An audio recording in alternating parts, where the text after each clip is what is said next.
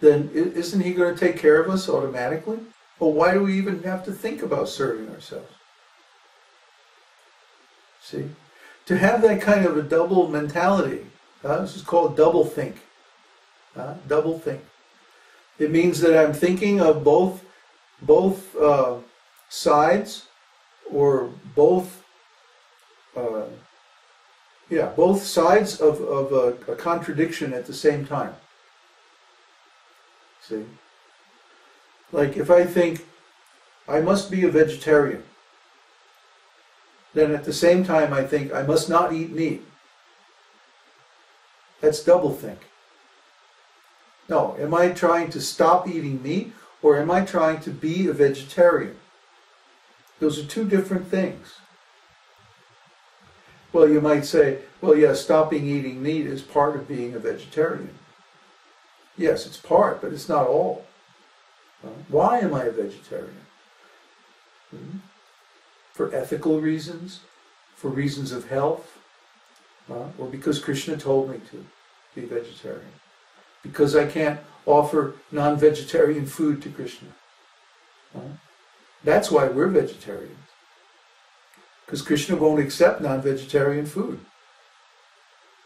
If Krishna said it's okay to eat meat, we'd be serving steak here every day. But Krishna doesn't accept. See?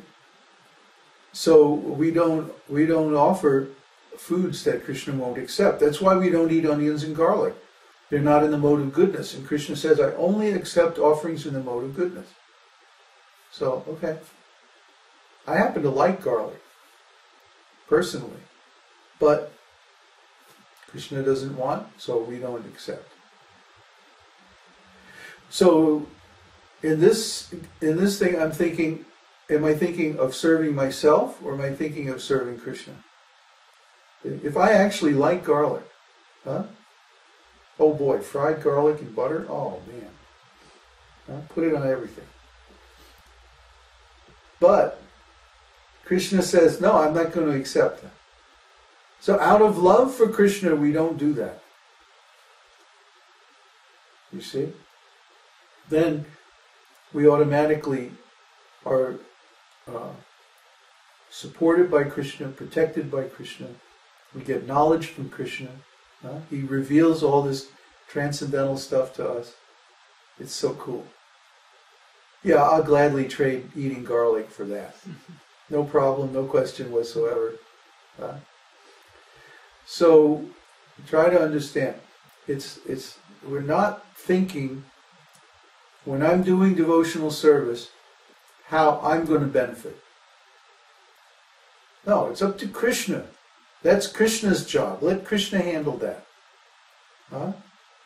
Yo vididhati kaman. Let him be the supplier. Let him be the controller of how he reciprocates with us. Our job is simply to please Krishna. That's our role. And then he can reciprocate any way he likes. And guess what? He's going to reciprocate better than if we make him our order supplier by thinking every time I do this for Krishna, he's going to do something for me.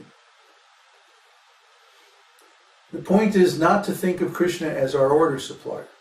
The thing is to think of Krishna as someone that we love. But we just love Krishna. Doesn't matter why. If we start thinking, why do I love Krishna? That means it's conditional love.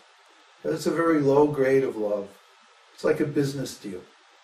Well, if Krishna takes care of me, then I'll love him. If he doesn't, then I won't. Well, what kind of love is that? Krishna apparently left Vrindavan, and he was absent from Vrindavan for 108 years. The gopis and the inhabitants of Vrindavan were in separation from him for that length of time.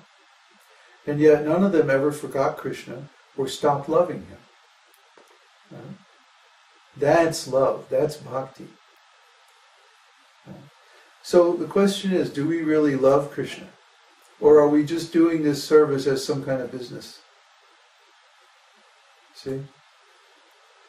We're saying real bhakti, pure bhakti, means anyabhilashita sunyam. Shunyam. Anyabhilashita shunyam. That we serve Krishna without any motivation or without any cause. Anyabhilashita shunyam. Shunyam means like pure. It's pure love. It doesn't have any cause. It doesn't have any object except for Krishna himself. See? We're not doing this because we want to get something from Krishna. No, we're just doing it because of Krishna. Because Krishna exists. We love him. Try to understand. It's so very high. But yet, this is the natural position of the living entity, because in the spiritual world, there is no lack of anything. There's no problems, there's no suffering, there's no time, no birth, death, old age, disease, no lack, no conflict, no ignorance. Everyone has full knowledge of everything. So we just love Krishna. That's it. It's unconditional. It's self-referential. It's recursive. Try to understand. I keep running into this problem, trying to explain love of Krishna to people. The love of Krishna has nothing to do with anything but Krishna. It is itself its own source and its own motivation. That love of Krishna itself is so wonderful that just by loving Krishna, all our desires are satisfied. I told the story of Kolavecha Sridhar. Kolavecha Sridhar was an old man, and he was very, very poor. He was so poor, his only business was making these little leaf cups.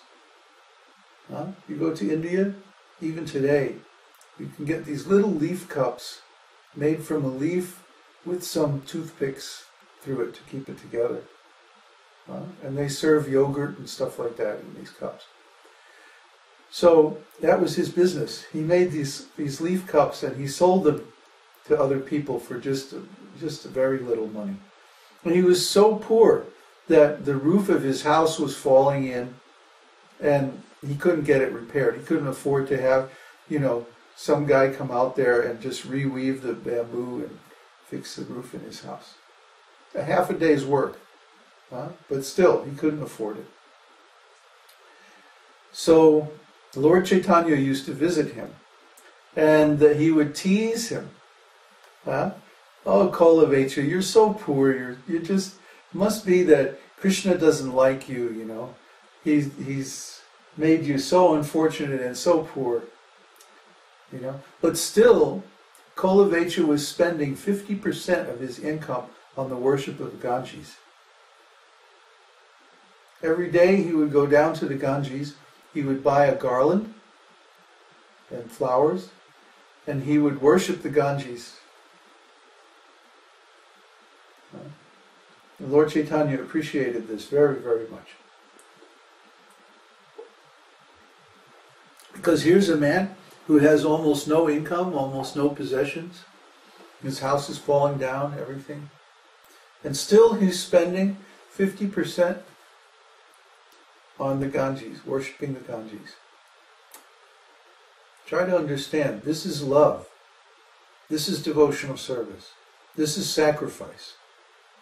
See? A person who is in love doesn't care about anything. Have you ever been in love? You don't care about anything. Do we have any money? Who cares? Are we out of food? Who cares? Just love, love, love. That's all you think about. And the love itself is fully satisfying. Even if you can't do anything about it, or even if there's some obstacles in the way, just the fact that you're in love is fully satisfying. It's an aesthetic satisfaction.